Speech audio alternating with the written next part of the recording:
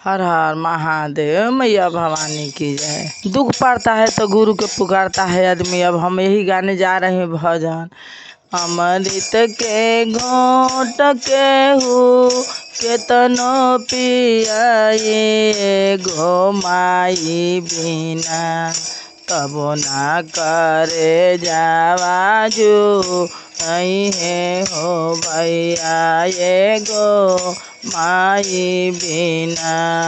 केतनो दुलारी केहू केतनो पियारी गो बेटा बिना, केहू नाही गोदिया में आई हो भैया ये गो बेटा बिना। हीरा से मोती केहू केतनो सजाई गो पति बिना, केहू नाही मंगिया के सजाई हो भैया ये गो पति बिना।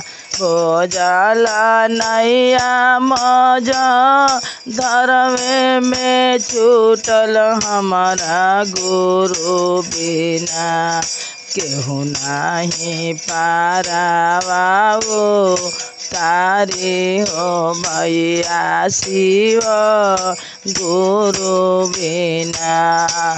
हर हर महादेव, मैया भवानी की जय।